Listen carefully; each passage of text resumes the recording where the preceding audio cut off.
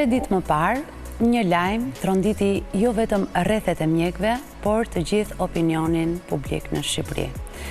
Ndahet nga jeta doktori neonatolog Edi Tushe. Fëmijë të rritur patën një ndjeshmëri të jashtëzakonshme për largimin nga jeta të mjekut që u kujdes për fëmijët, por gjeti gjithmonë fjalën e duhur për prindrit e tyre. Sot këtë pjesë të programit do t'ja dedikojmë pikërisht atij dhe do të shkojmë në kujtime me miq e mikesha. Mirë se vjen në studio, doktoresh Mimoza Keta, mjeke ginekologe, mikesh e doktor Edit. Më vjen shumë keq për humbjen tuaj. Shumë e trisht të flasësh për një koleg i cili ka ndruar jetë. Flas me ju dhe më mbushen syt me lotë. Aq më tepër për një njeri të mrekullueshëm siç ishte Edi, duhet ta njohësh, ta dish, ta kesh afër dhe patjetër të besosh dhe ta vlerësosh se me çfarë njeriu ke të bësh. Ne do të flasim për te bluzës së bardhë, për te misionit të tij, për doktorin që e deshën për te profesionalizmit, edhe me Genta Dedej, mjek e laboratori. Mirë se erdhe Genta, më vjen shumë keq për humbjen tuaj, e di lidhjen e fortë që kishit me njëri tjetrin. Profesionalisht, për shumë vite, ndanit edhe të njëjtin ambient pune. Faleminderit për ftesën, Bruna. Shumë e trishtueshme ky moment dhe që unë vi sërish tek ju për të folur për këtë gjë që ka ndodhur. Nuk e ke mësuar lajmin, këtu nuk e qenë në Shqipëri, por doktori ka ndruar jetë. Jo, nuk isha këtu dhe kam menduar shumë në fakt për këtë moment. Përse unë nuk u gjenda në atë moment që ai ndroi jetë. Ndoshta marrëdhënia shumë e fortë që kishim ne reciproke, bazuar në respekt, Zoti e zgjodhi që unë të mos e shikoja këtë çast kaq traumatik dhe kaq të dhimbshëm, kur humbet një mik të pazëvendësueshëm siç është doktor Edi. Ishte një humbje e papritur. A vuante doktor Edi nga ndonjë sëmundje gjatë këtyre viteve? Të them të vërtetën, Bruni, të flasësh për Edin do shumë kohë. Unë Edin e kam njohur që kur ishim në fakultet. Mishte një jetë. Llogari është një jetë e tërë. Dhe së fundmi, mbasi dola në pension dhe ai doli më mbrapa, na u dha mundësia që të punonim të tre në një klinik. E kishim zyrat shumë afër. Dhe sa herë neve takoheshim me njëri tjetrin dhe vërtet unë kujtoj me mall dhe kohën kur punonim ke materniteti vjetër ose materniteti Geraldin. Edi ishte një nga pionierët, ose të them pionieri i parë që i dha neonatologjisë, e bëri neonatologjin moderne. Në kohën përpara se të vinte Edi, ne kishim një neonatologji, por nuk ishte as aspirator, nuk ishte as gjë për një fëmijë që linte asfiktik.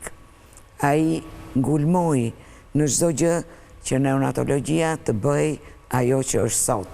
Dhe faktikisht në maternitetin Koço Glozheni, ai dhe patjetër dhe në neonatologjin kombëtare ka vënë gurin e parë për të krijuar një neonatologji moderne. Duhet jemi përgjithmonë mirënjohës. Patjetër, të gjithë neonatologët, të gjithë prindët, të gjithë ato që lindin një fëmijë prematur, të gjithë ato që lindin një fëmijë që do të ketë nevojë për ndihmën e një neonatologu, kanë humbur, kanë pësuar një humbje të madhe. Juve nuk mund ta mendoni dot, ditën e fundit të Edit në klinik vizitoi 18 fëmijë. Dhe mbasi mbaroi vizitat, unë isha aty, konkretisht dhe i them, si e, mirë tha, po pak i lodhur. Në mbas dite, mora lajmin e trisht, është. Do me thënë... Ua, i ka qenë në punë atë ditë. Në punë, punonte. Dhe në mëngjes, do me thënë, në drek unë e takova, dhe i thosha si e. E patët këtë bisedë të fundit të njëjtën ditë me njëri tjetrin. Kur mora vesh lajmin që Edi u nda nga jeta, nuk mundash që ta besonja. Nuk e di.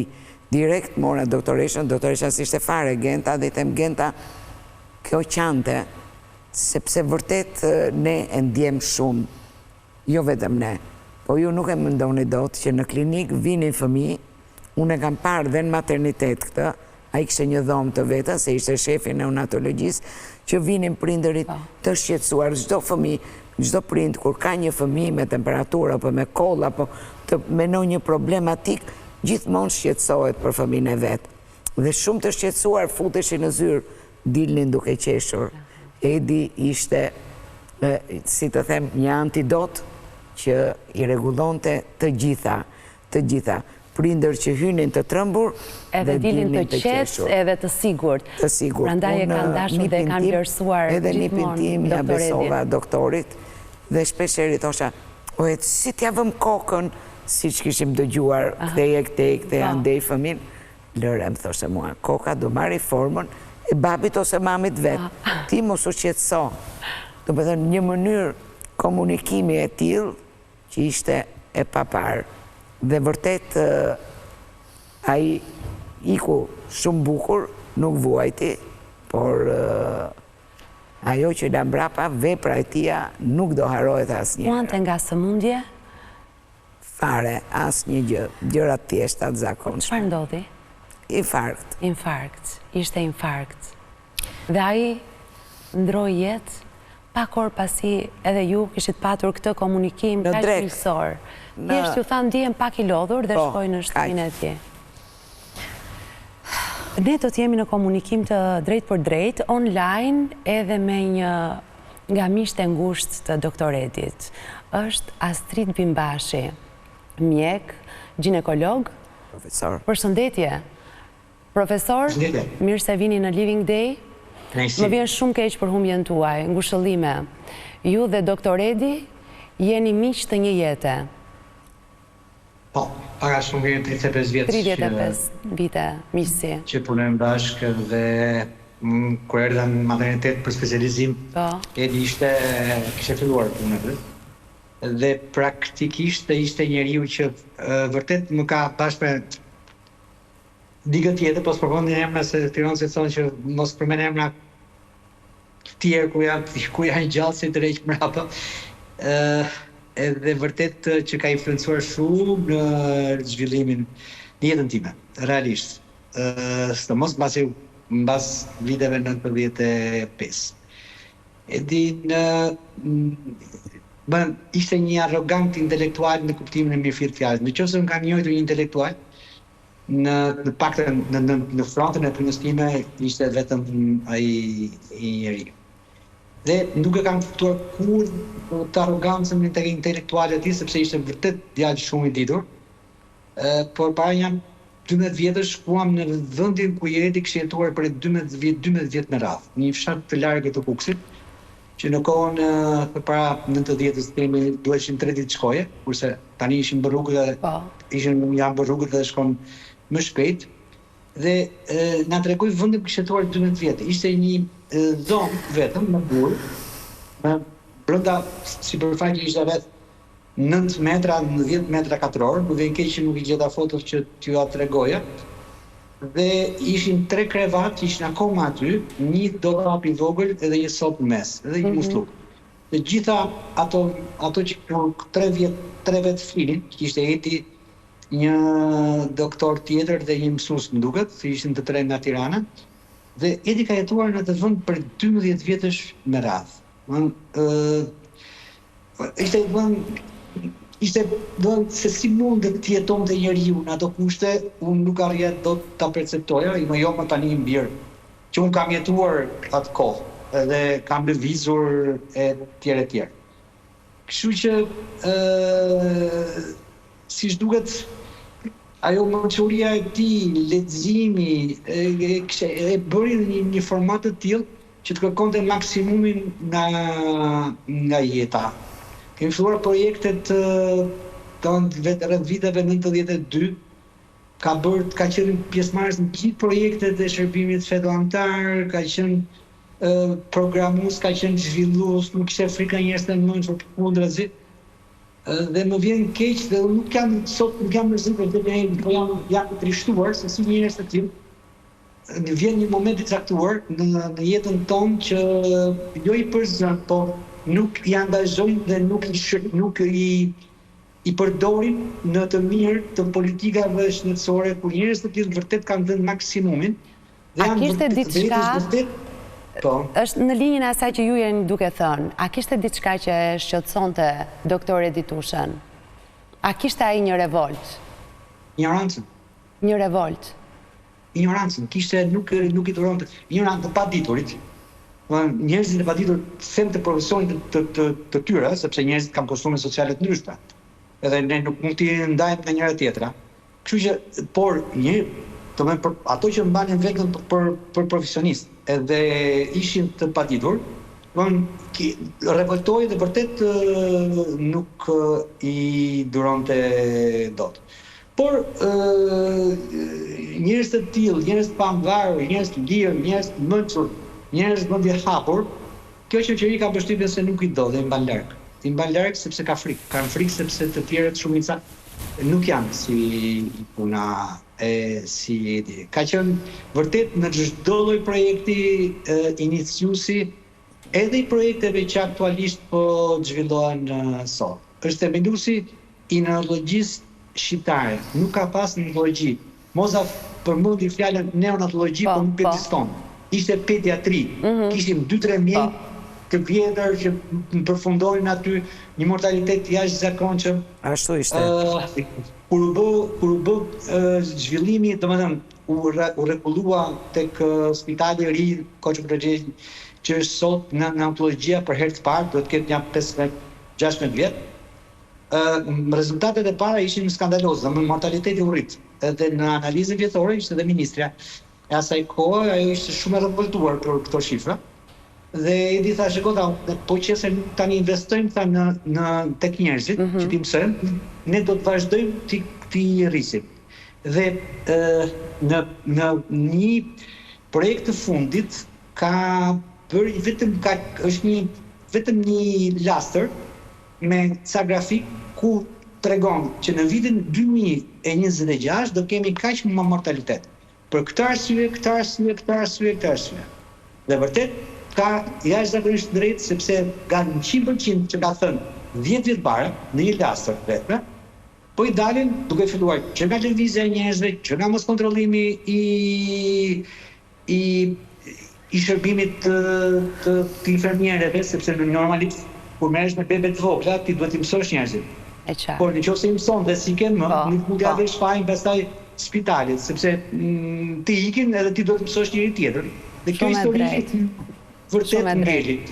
Doktor, ai vërtet ka qenë komplet ndryshe nga pjesa tjetër. Dhe prandaj pati një ndjeshmëri të jashtëzakonshme dhe një dashuri të madhe që besoj edhe ju e keni ndjer edhe në kur u mësua lajmi, kur ai u largua nga jeta, një dashuri të cilën e ka marrë për hir të së vërtetës në mënyrë të pakursyer nga fëmijët edhe nga prindrit e disa brezave. Faleminderit shumë. Edhe një herë tjetër më vjen shumë keq për humbjen tuaj. Faleminderit. Edi ishte 17 vjeç, por este me 100 km/h në ditë. Dhe me këtë e mbyllim bisedën bashkë. Faleminderit shumë, doktor. Faleminderit. Do të shohim disa video në ekran, disa video të cilat në hapin mundësin të shohim doktor Edin siç ne nuk e kemi njohur në publik. Gjenda të falenderoj shumë që na i vendose në dispozicion edhe na lejon që t'i ndajmë edhe me shikuesit tanë. I shohim.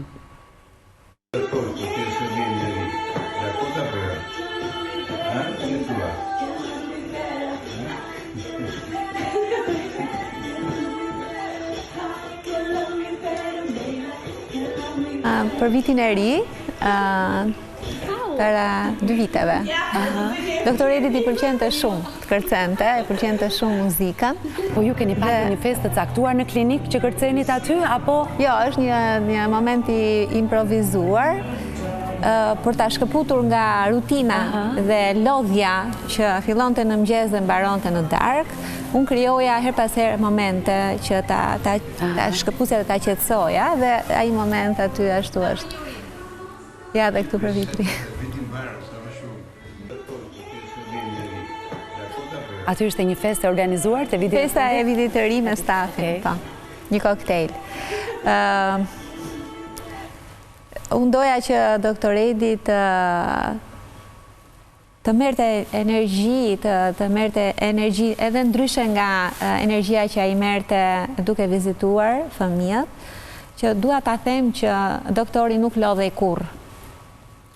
Ai fillonte me një program të paracaktuar vizitash, të cilat gjatë orëve në vazhdim shtoheshin, sepse normalisht Se natyrshme kjo gjë që ndodh me një mjek, po thoshte doktoresh Mimoza që prindrit shqetësohen edhe për gjën më të vogël, dhe ai besoi që gjente hapësirën për secilin. Po ta kërkonje në telefon, do thoshin kemi dhe një javë. Ai thoshte s'ka gjë, le të vi. Dhe pranonte ti bënte edhe jashtë radhës shumë herë për prindrit e shqetësuar. Dhe kjo është zëmër shumë e madhe. Patjetër një dimension jashtëzakonshëm njerëzor, për të cilin ne jemi shumë falenderues për gjithçka i ka bërë gjatë gjithë këtyre viteve. Genta, herën e fundit që ne kemi biseduar në këtë studio televizive, ishte një situatë e pazakontë ku klinika juaj u vendos përballë Eliona Pirtarkës, një influencere e cila merrte këshillat e doktor Edit dhe me ato këshilla edhe sikur të ishin të vetat, ajo ndikonte në natë të tjera. Dhe doktor Edi u ndjej prekur nga kjo gjë, sepse ai ishte i shqetësuar për shëndetin e fëmijëve, mbi gjithçka tjetër. Dhe ai e trajtonte çdo fëmijë si të ndryshëm dhe meritonte kujdes të ndryshëm nga tjetri. Dhe këshillat ishin të personalizuara, të diktuara vetëm për të nga një profesionist.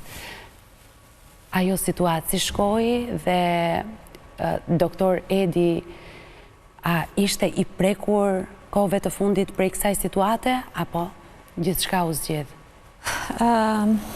Doktor Edi ishte i prekur në dy drejtime. Në radhë të parë nga sjellja e personit, e cila ndoqi dhe i rriti fëmijët nën kujdesin e doktor Edit, dhe që një ditë papritmas doli publikisht të vilte vrerë dhe balt mbi figurën e doktor Edit dhe të klinikës son, edhe timen personalisht. Dhe ky gjest mosmirnjohjeje dhe shpifjeje nga ana e saj e vrau shumë shpirtërisht. Por më tepër e shqetësonte impakti që krijonte sjellja e saj në natereja, pikërisht për atë që theti Bruna, në lidhje me këshillat të cilat jepen nga njerëz as pak kompetent dhe absolutisht jo të autorizuar. Dhe ky gest kaq abuziv, sigurisht që e vrau shpirtërisht, dhe megjithatë, në momentin që ne kemi qenë duke firmosur dosjen për në gjyq për këtë person, doktor Edi ka zgjatur dorën dhe më ka ndaluar dhe më tha, Genta, tha, toleranca jonë dhe qytetaria jonë duhet të tejkaloj zemrimin tonë. Kështu që unë dua tha që për hatrin tim, ti dhe unë të ndërpresim të proces, sepse unë dua që ato dy fëmijë të vegjël që ka kjo zonjë, të rriten të qetë në familje, dhe mos jem unë sebepi i stresit për nënën e tyre. Unë këtë gjë dua që ti të ma dëgjosh. Dhe kështu që mëshira e doktor Edit ishte hyjnore dhe ky proces ndaloi aty. Dhe sigurisht edhe unë veprova siç deshi doktori, dhe meqense kemi pasur shumë pyetje edhe për këtë situatë, unë dua t'i bëjmë dije që doktor Edi e mëshiroi personin, nuk hapi gjyq dhe fokusi i tij ishin fëmijët e saj. Pra fëmijët të mos kishin një mama të stresuar. Dhe ai shpresoi që deri ditën e fundit mamaja e tyre t'i kërkonte falje doktor Edit, gjë që ajo nuk e bëri kurrë. Dhe ky rast i cili u bë shumë mediatik, ne nuk e dinim se si kishte vijuar. Unë të falenderoj që e ndave me ne dhe ne kuptojmë edhe një herë tjetër se përse Edi Tushe ishte doktori i të gjithë fëmijëve dhe i të gjithë prindërve. Dhe dashuria e tij për të është edhe do të mbetet gjithmonë e pakursyer. Faleminderit shumë. Faleminderit juve për ftesën. Faleminderit edhe ju që qëndruat në shoqërinë e Living Day. Mirupafshim.